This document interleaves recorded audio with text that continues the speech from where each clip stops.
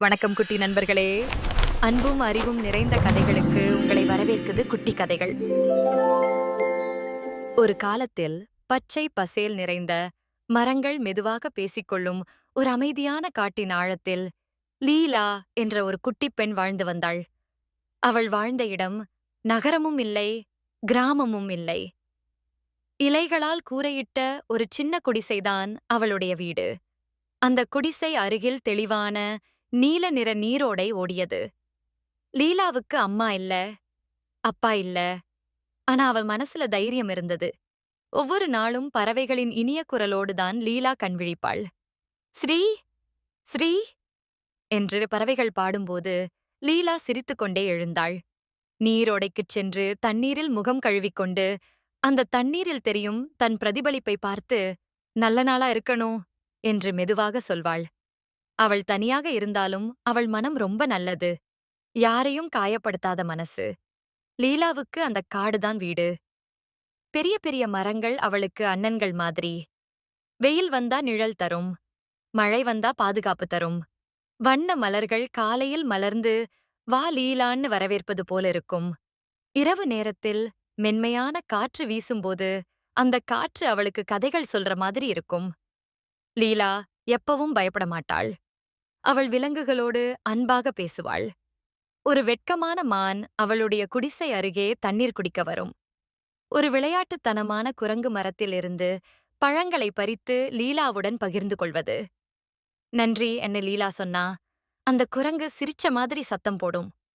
ஒரு நாள் மாலை ஆவை ஆகாயம் திடீரென்று மாறியது. கருமேகங்கள் கூடியது. மின்னல் மின்னியது. இடி முழங்கியது. Boom, boom. மழை பலமாக கொட்ட ஆரம்பித்தது. காற்று வீச லீலாவின் குடிசை குலுங்கியது. திடீர்னு கிராக். இலைகள் சிதறின. குடிசை உடைந்து விழுந்தது. மழையில் நனைந்தபடியே லீலா தரையில் உட்கார்ந்து மெதுவாக அழுதாள்.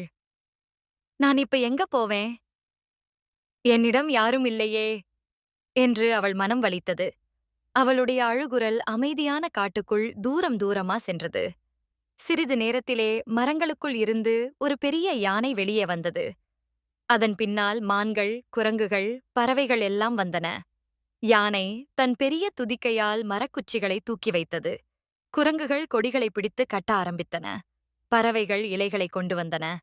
மான்கள் சுற்றி நின்று லீலாவை பாதுகாத்தன.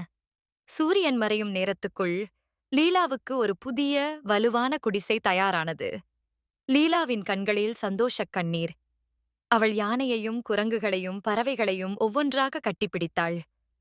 நன்றி, ரொம்ப நன்றி என்று அவள் சொன்னாள். அன்றிரவு புதிய குடிசை முன்னால் உட்கார்ந்து லீலா நட்சத்திரங்களை பார்த்தாள். அவள் சிரித்துக்கொண்டே சொன்னாள், நான் தனியாக இல்லை. இந்த காடுதான் என் குடும்பம். நட்சத்திரங்கள் மின்னின. காடு அமைதியாக லீலாவை தழுவியது. கதையின் கருத்து: அன்பும் நல்ல மனமும் இருந்தால் உலகமே நம் குடும்பமாக மாறும்.